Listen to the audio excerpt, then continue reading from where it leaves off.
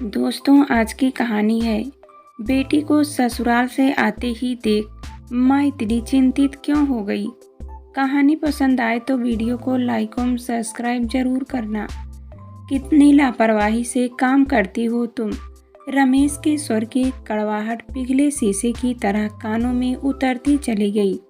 सुबह सुबह काम की हड़बड़ी में रमेश के लिए रखा दूध का गिलास मेज पर लुढ़क गया।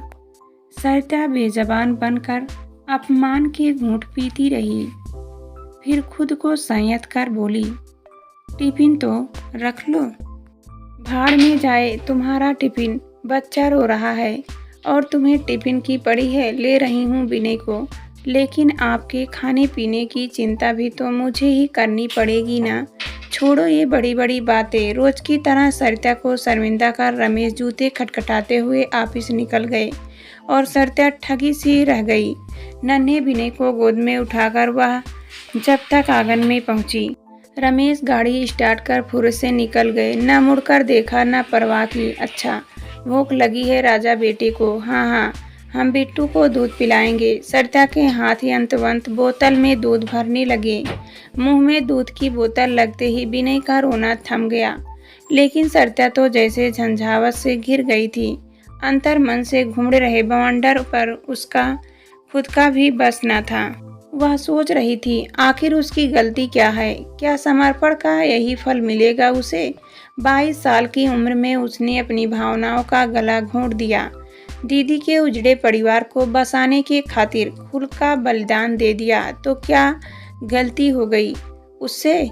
यह ठीक है कि दीपिका दीदी के असमय बिछोह ने रमेश को अस्त व्यस्त कर दिया है, लेकिन क्या इसके लिए वह सरिता पर जब तक व्यंग बाण चलाने का हकदार बन जाते हैं? दूसरे दिन आने वाले अपने जन्मदिन पर सरिता ने अपनी सहेलियों को घर पर आमंत्रित किया। मधु, रीना, बाड़ी, महिमा सब कितनी बेताब थी उसके घर आने को।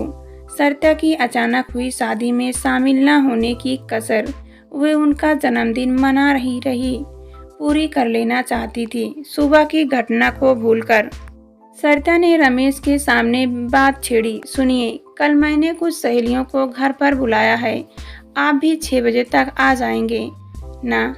क्यों, कल क्या है? रमेश ने आंखें तरेते हुए पूछा। तो जनाब का गुस्सा भी ठंडा नहीं हुआ है? सरिता मन ही मन सोचते हुए चूहल के मोड़ में बोली, जैसे आपको मालूम ही नहीं है। हाँ, नहीं मालूम मुझे, क्या है कल? कहते हुए रमेश के माथे पर बल पड़ गए। रमेश के तेवर देखकर सरिता का सारा उत्साह ठंडा पड़ गया। वह मायूसी से बोली, मधु, बाड़ी बगैर कल मेरा बर्थडे मनाना चाहती है। इसी बहाने मिलना भी हो जाएगा और हम सहेलियां मिलकर गपशप भी कर लेंगी। बर्थडे और तुम्हारा? ओह कम ऑन सरिता, एक बच्चे की माँ हो तुम और बर्थडे मनाओगी? सहेलियों को बुलाओगी? यह बचकानापन छोड़ो और थोड़ी मैच्योर हो जाओ। रमेश की बातें सुनकर उसके धैर्य का बांध टूटने लगा।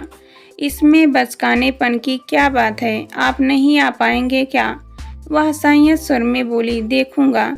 वैसे तुम्हारी सहेलियों से मिलने में मुझे कोई दिलचस्पी नहीं है, और तुम तो जानती हो कि दीपिका के बाद कोई भी फंक्शन, भले ही वह छोटा क्यों ना हो, मैं उसमें शामिल होना पसंद नहीं करता।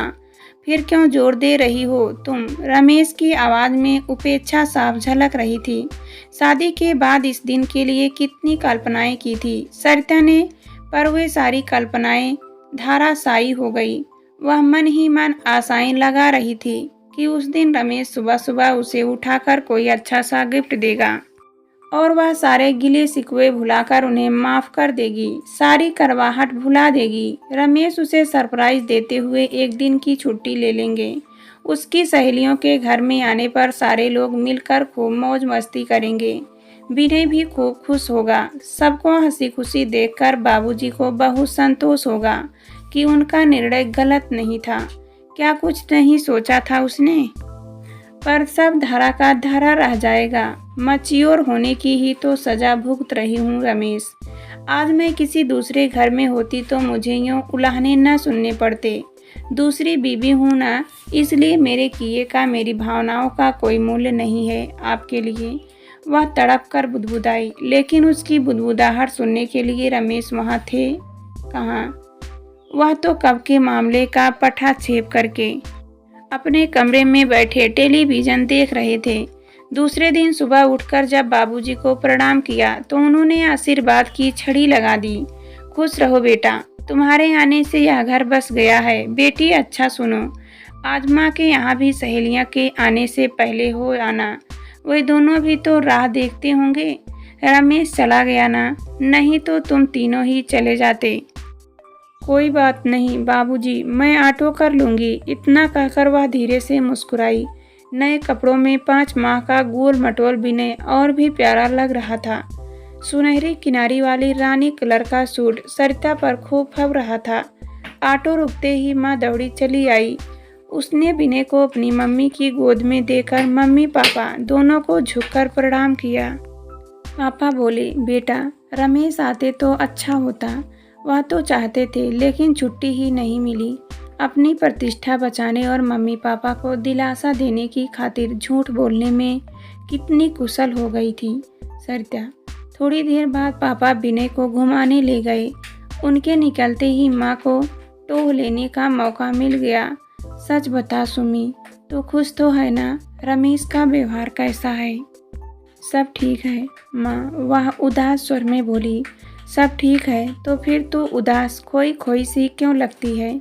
माँ, विनय रात में सोने कहाँ देता है, नींद पूरी नहीं हो पाती, इसी से सुबह भी थकी हुई लगती हूँ। बेटी वह तो ठीक है, पर माँ की आवाज़ का प्रश्न चिन्ह बहुत कुछ कह गया। पर क्या माँ, मैंने कभी कुछ कहा क्या? सब ठीक है माँ, वह उदास स्वर में बोली। सब ठीक तो है, फिर तो उदास खोई खोई सी क्यों लगती हो माँ? विनय रात को सोने नहीं देता है, नींद पूरी नहीं हो पाती, इसी से सुबह भी थकी हुई लगती हूँ। बेटी वह तो ठीक है, पर माँ की आवाज़ का प्रश्न चिन्ह बहुत कुछ कह गया। पर क्या माँ ने कभी कुछ कहा क्या?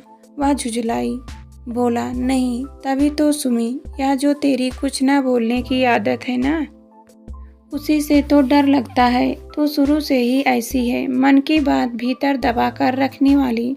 तो घुट घुट कर जी लेगी, लेकिन अपनी पीड़ा कहेगी नहीं। बेटी क्या हम नहीं समझते कि यह शादी तुमने सिर्फ हमारी इच्छा रखने की खातिर की है? अब गड़े मुर्दे उखाड़ने से क्या फ़ायदा? उसका सूक्ष्म स्वर उभरा। माँ लगभग चिल्लाते हुए बोली, क्योंकि तू अभी जिंदा है और तू अपने परिवार के साथ हंसती खेलती रहे, यही हमारी हसरत है। एक बेटी को तो हम खो ही चुके हैं, आगे कुछ भला बुरा सहन नहीं। माँ की आवाज़ तर हो गई।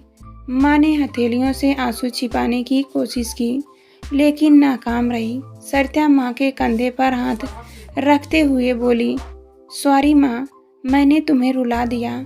मैंने कहा ना सब ठीक है, तुम बेकार ही परेशान होती हो। अच्छा माँ बोलो, तो मेरे लिए क्या बनाया है? माँ आंसू पोंछते हुए नाश्ते की थाली लगाने लगी। पापा भी विनय को लेकर लौट आए। माँ ने सरिता की सहेलियों के लिए भी केक, मटर, कचौरी, नमकीन और गाजर का हलवा रखा दिया। पापा उसे घर तक छोड़ने गए। फिर दोनों समधी देर तक बरामदे में बैठकर बतियाते रहे। महीनों बाद सरिता खुलकर हंस रही थी, वरना शादी के बाद तो उसका जीवन जैसे दुस्वप्न बन गया था। उसकी बड़ी बहन दीपिका की सड़क दुर्घटना में हुई आकस्मिक मौत ने जैसे सभी के जीवन में खुशियों के रंग छीन लिए थे।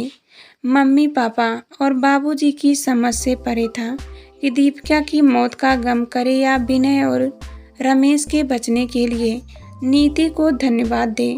सरिता ने स्वेच्छा से नन्हे विनय की देखभाल का जिम्मा खुद पर ले लिया था। पत्नी की इस तरह मौत से रमेश बिल्कुल जड़ हो गए। चिड़चिड़े, तुनिका मिजाज और छोटी छोटी बातों पर बिफरने वाले। घर के बड़े लोगों ने सोचा कि यदि रमेश की शादी कर दी जाए तो शायद फिर सामान्य जीवन बिता सके, और उन्हें इसके लिए सरिता से बेहतर विकल्प नहीं दिख रहा था। बड़ों के प्रश्न के जवाब में वह नहीं कर सकी और ब्याह कर इस घर में आ गई जो कभी उसकी दीदी का घर था। मुखर दीपिका को शांत सरिता में खोजने की रमेश कोशिश निसफल रही। धीरे धीरे घर में उनका व्यवहार सिर्फ खाना खाने, कर्तव्य पूर्ति के लिए, धन और सामान जुटाने व आराम करने के लिए ही शेष रह गया था। सरिता के प्रति रमेश का कटु व्यवहार कभी कभी उसमें भी अपराध भाव जगाता, लेकिन जल्द ही यह उससे फरीग भी हो जाता। हाँ, रमेश के इस आचरण से सरिता जरूर दिन ब दिन उनसे दूर होती चली जा रही थी।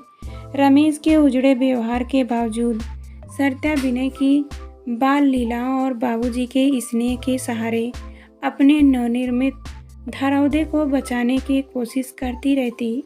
उस दिन सरिता की उम्मीद के विपरीत रमेश सही वक्त पर घर पहुंच गए। उसकी सखियां चुहल करने लगी कि तू तो कह रही थी कि जीजा जी नहीं आएंगे। रमेश बड़ी देर तक सरिता की सभी सहेलियों से बातचीत करते रहे। बड़े खुशनुमा माहौल में उसकी सखियों ने सबसे विदा ली।